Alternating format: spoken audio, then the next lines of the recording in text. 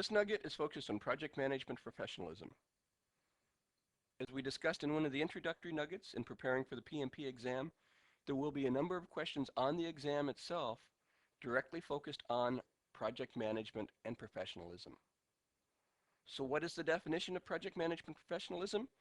It is defined in the PMI Code of Conduct. The PMI Code of Conduct is available from their website at www.pmi.org. I have downloaded a copy of that, and let's have a very quick look at it to introduce this nugget. This Code of Conduct is something you will be agreeing to and signing your name to, that you will agree to this Code of Conduct when you apply for and when you obtain your PMP certification. It's broken down into two main areas. You have responsibility to the profession, and within the responsibility for the profession, you need to comply with all organizational rules and policies. You have specific candidate and certification professional practices that you need to apply by. You have policies for advancement of the profession. You have responsibilities to customers and the public. You need to ensure you are properly representing your qualifications, your experience, and your services when you are working with the public. You are responsible for ensuring you are managing conflict of interest situations and other prohibitive professional conduct, i.e. you are behaving professionally in accordance with the PMI Code of Conduct. So again, you're encouraged to download, review, and understand the Code of Conduct.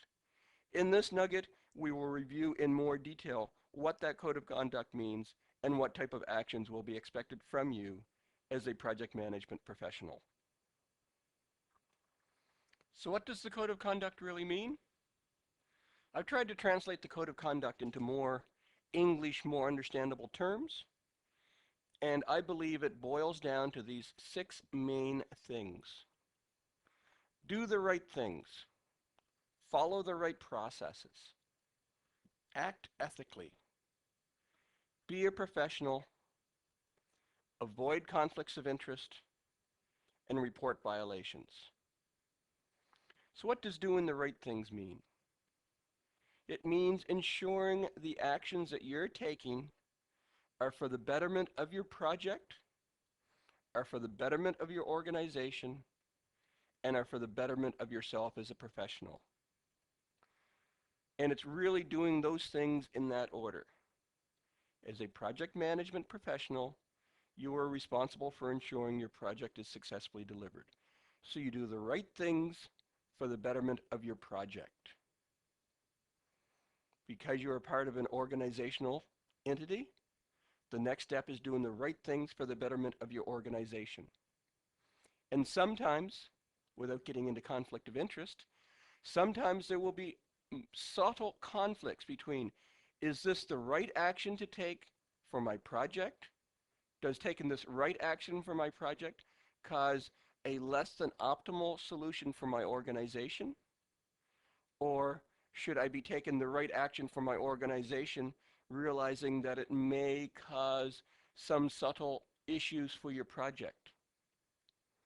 As defined by the PMI Code of Conduct, when you have those conflict situations, when there is a potential for conflict between the project and the organization, you need to review that issue with your advisor, with your acceptor, with your management, to ensure that you are doing the right things, that you aren't putting your project ahead of the organization, or that you aren't putting the organization ahead of the project.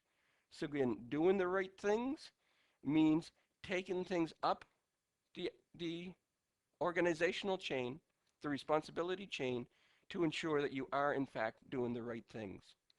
And then finally, the last part of doing the right things is doing the right things that you are advancing yourself as a professional, as a project management professional. The next step, really much more straightforward, is to follow the right processes. What are the right processes? The PMBOK. All of the steps that we've defined in this Nugget series, initiating, planning, executing, monitoring and controlling, and closing.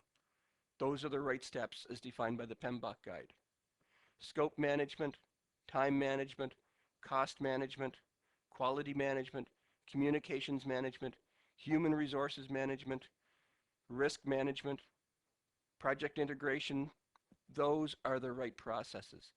If you are managing and delivering your project as defined in the PMBOK guide, you are following the right processes.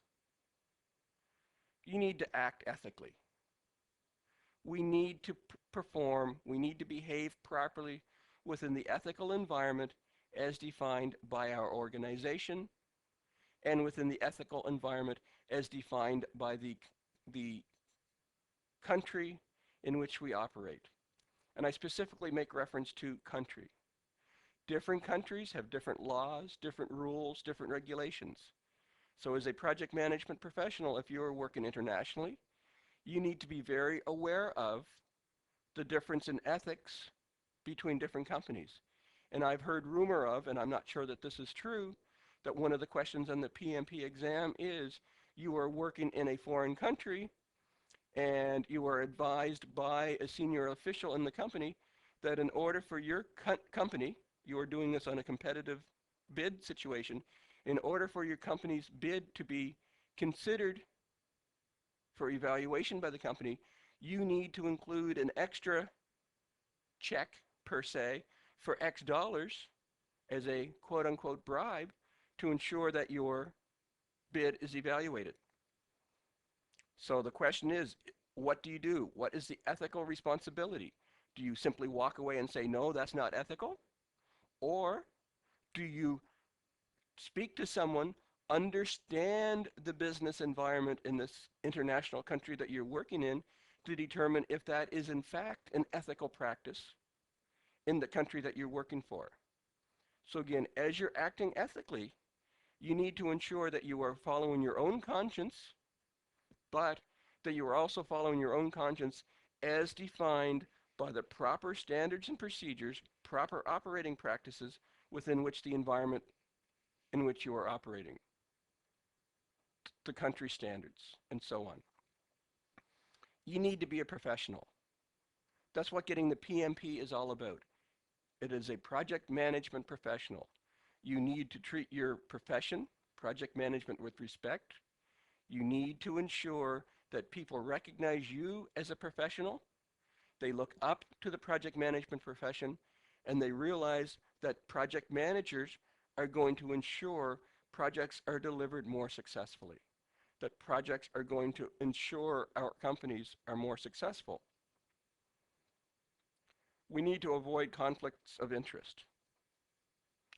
Simple conflicts of interest are, if I give you $100, if I give you a color TV as part of project procurement practices, will you ensure my company's bid is accepted?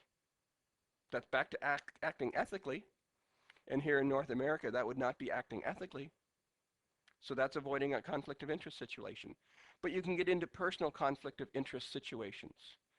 You absolutely want to get involved with a project that's working in technology X. You know there's a new project starting up in technology X, but at this moment you're not available for it. Acting ethically means you do everything in your power to ensure your current project completes and that you miss your opportunity to work in technology X. Acting unethically means you find a way to get out of your current project. You either misrepresent the project and get the project canceled, or you convince someone that it's just not in the project's best interest for you to continue so that you can get removed from the project to follow your own personal goals of working in technology X. So you can have personal conflicts of interest that conflict with the project's best interests or the organizational best interests. You have to avoid that at all costs. And you need to report violations.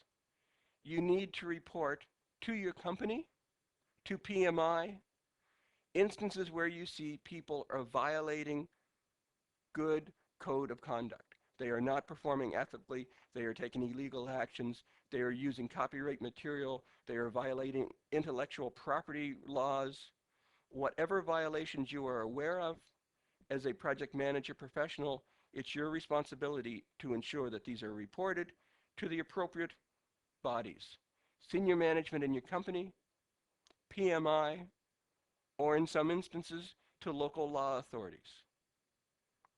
This is a very serious, very complete code of conduct. When you become a PMP, you are expected to be a professional. You need to do the right things. You need to follow the right processes. You need to act ethically. I think it all sums up to you need to be a professional. You need to treat project management with a great deal of care, a great deal of respect, and ensure that you are furthering the best interests of project management and that everyone will respect project management on a go-forward basis. For the remainder of this Nugget series, I'm providing a little more detail on a few of those areas from the Code of Conduct that I think require a bit more attention. So the first of these is be honest. What does being honest mean? It means being honest in all communications. You are the prime source for information for your project. You know whether the project is on track. You know whether the project is on budget. You know whether the project is performing to scope specifications. So you need to be brutally honest in all communications, on status reports, on progress reports, on every piece of information you distribute to the stakeholders, to your acceptor, to senior management. You need to ensure that all communications, all status information for your project is brutally honest. You have true legal responsibilities for being honest. You need to protect copyrights and intellectual property. If your project needs to use material that is copyrighted, that is intellectual property, if your project needs to use material that should be purchased, but you can beg, borrow, or steal, so to speak, you need to ensure that you're not beg, borrowing, and stealing material, that you are properly acquiring the rights, the licenses, the access to the material, the supplies, the services, protecting copyrights, intellectual property from the organizations that you're receiving the information from. We talked about this already. You need to put the project and the company before yourself. You need to be a project management professional to ensure that your actions on behalf of your project are furthering the best interests of the project and the company. And when there's conflicts between project best interests and company best interests, you need to elevate that to the appropriate management stream to ensure that the actions for project and company are being taken appropriately. And as we saw right in the PMI Code of Conduct, we need to report violations. If we see people acting dishonestly, stealing, not acting within the Code of Conduct, we need to report violations to senior management in our company where appropriate, to PMI where appropriate, and to local law authorities where appropriate. Adhering to the PMBOK is a key component to the PMI Code of Conduct. What does adhering to the PMBOK mean? It has two main components. The PMBOK defines we need to produce specific documents. We need to produce a project charter. That project charter has specific sections that are defined. We need to ensure that our project charters satisfies the intent and purpose of the project charter from the PMBOK guide. We also need to ensure that our project charter is reviewed and signed off. The same goes for the project management plan. The project management plan will define the process for scope management, time management, cost management, quality management, for all of the important areas for our project. Again, as defined by the PMBOK guide. The PMBOK guide defines what should be in a project management plan, and again, we need to review and we need to ensure sign-off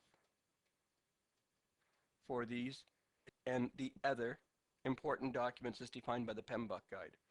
The project charter and the project management plan are not the only two documents defined in the PMBOK guide, but they are probably the two most critical documents defined in the PMBOK guide that we need to adhere to as a PMP professional.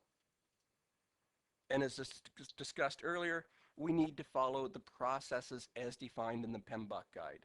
The 5 process areas: initiating, planning, executing, monitoring and controlling, and closing. And within those 5 process areas, we need to ensure that we're satisfying the intents, the strategies defined by the 9 knowledge areas: the scope, the time, the cost, the quality, the communications, the procurement, the risk, the human resources. The PMBOK guide is a very well thought out, very well written, continuously reviewed and improved document defining the best practices for project management. The PMBOK guide is your best guide to ensure you are following project management best practices. One of the requirements of the PMI Code of Conduct is to contribute to the project management knowledge base, to contribute to the project management best practices. On first blush, that often causes people a little concern. They say, well, I'm not a writer, I'm not an author, I'm not going to be going out creating textbooks, I'm not at a sufficient level that I'm going to get involved with PMI and actively work on the next edition of the PMBOK guide. That's fine, that's not necessarily what it means. Contributing to the project management knowledge base can be as simple as doing proper project closing, sharing the lessons learned from your project within the company. Have a lunch and learn, have a brown bag lunch at the end of your project. Invite all of your peers, all of your fellow project managers together and say, at the end of this project, here's what I learned. Here's what I would do differently. Here's what I would repeat. Here's how I think we can become better project managers within our company. That's contributing to the project management knowledge base. Another very practical process you can do is to develop a best practices repository within your organization. Find a LAN drive, a shared drive on a network somewhere, and start to populate it with your lessons learned. Start to populate it with templates and sample deliverables from your project that you deem to be of high quality, that have value on a go-forward basis. That's contributing to the project management knowledge base. Another aspect is mentoring and coaching junior project managers in your company. New hires need support. You can contribute to the project management knowledge base by being a mentor and a coach to the junior project managers. So these 3 aspects, very easy to do to satisfy the PMI Code of Conduct, and really are following, again, the established practices as defined by the PMBOK guide for part of project closing. On a more grand basis, yeah, you can get involved internationally, and you can start to write articles, and you can start to contribute to PMI itself. When you join PMI, you will get a monthly magazine, the PMI Handbook Network, I believe it's called. They absolutely welcome articles and contributions from readers from fellow PMI members. That's an excellent way to contribute to the project management knowledge base. Or one that I've done is to volunteer in PMI committees.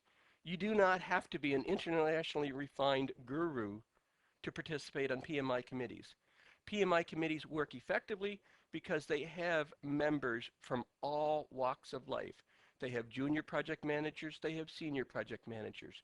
They have internationally recognized experts. They have experts from North America, they have experts from Asia, they have experts from all over the world. And that's what makes the PMI committees work so effectively. So again, if you're interested in getting involved in the project management knowledge base more widespread than within your company, consider volunteering on PMI committees.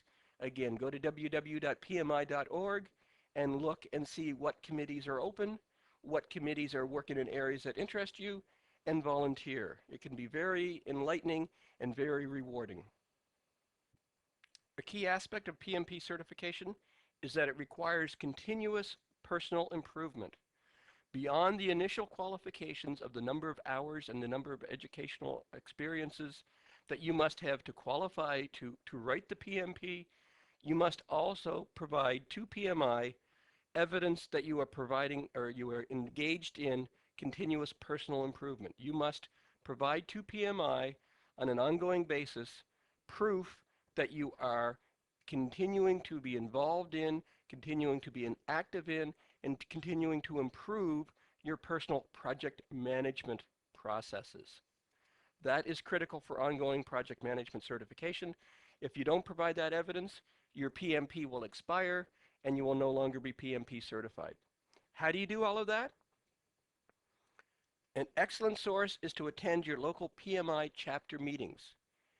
I'm assuming by now, if you haven't already, you will be joining your local PMI chapter. Most PMI chapters, I believe all PMI chapters, have regular monthly or regularly scheduled meetings where they always have very informative, educational guest speakers. That is part of your continuous process improvement. Go to the meetings, network, learn from your peers, and learn from the presenters in the meetings.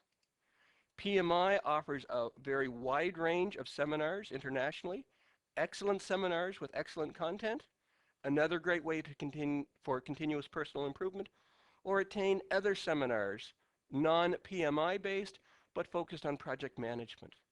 Again, part of continual process improvement. We can never get too good at project management. And of course, there's self-education. Read, or in this case, listen and learn. There is lots of material available on the web, in the bookstores, to help you continuously improve and refine your project management best practices.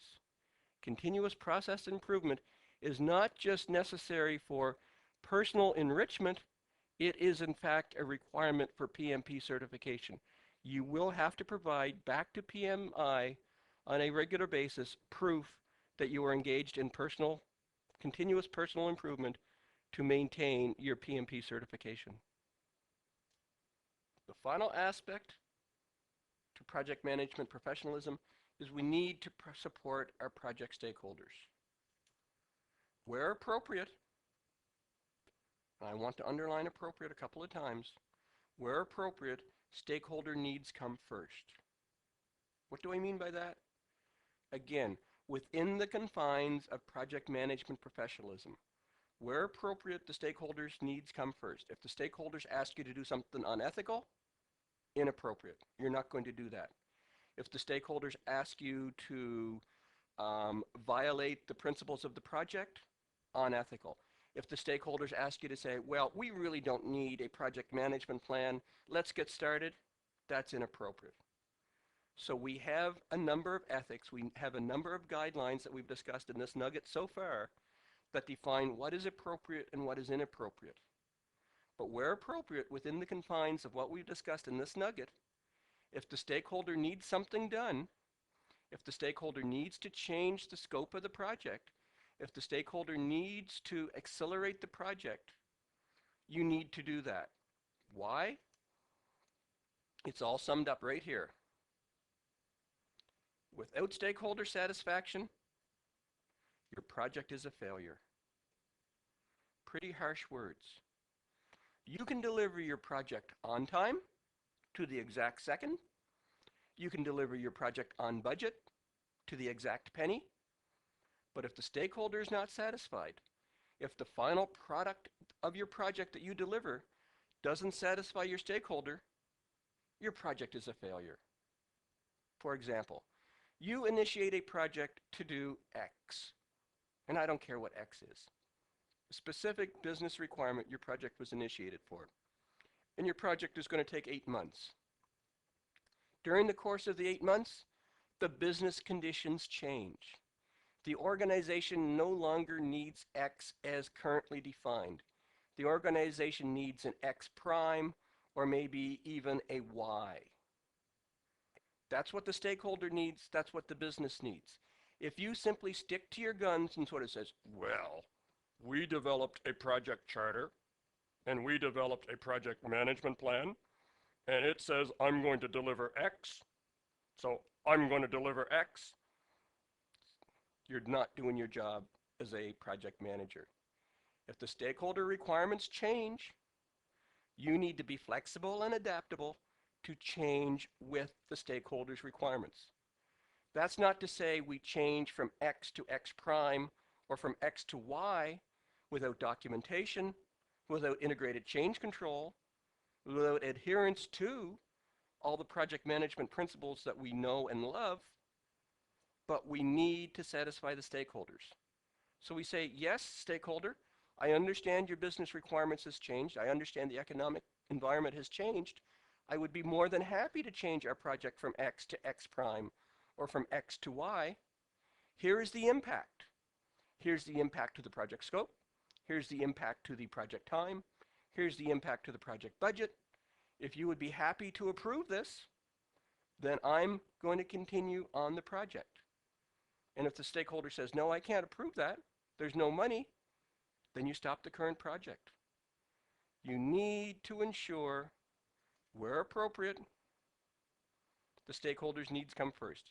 As long as it's not ethical, as long as it is ethical, as long as it doesn't violate your project management professionalism, as long as you adhere to the terms and conditions as defined in the PMBOK guide for scope, time, cost, quality, etc., as long as you execute integrated change control, it's critical to support the project stakeholders. Without stakeholder satisfaction, your project is a failure. This nugget has been focused on project management professionalism, ensuring that all of our actions as project managers during project delivery adheres to the PMI Code of Conduct. And that can be summed up as doing the right thing.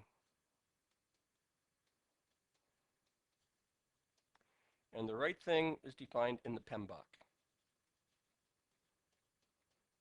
That can be summed up as saying be ethical. Ensuring that you are doing things ethically as defined by the confines of your company, as defined by the confines of the culture, as defined by the confines of the country within which you are working. You need to be a professional.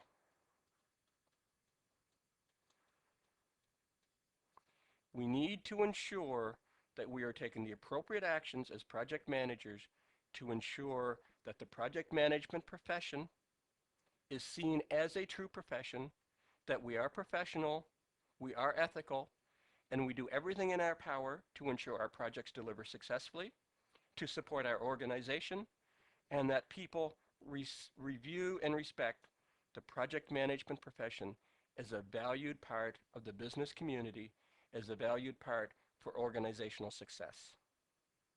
This concludes our nugget on project management professionalism. I hope this video has been informative for you, and thank you very much for viewing.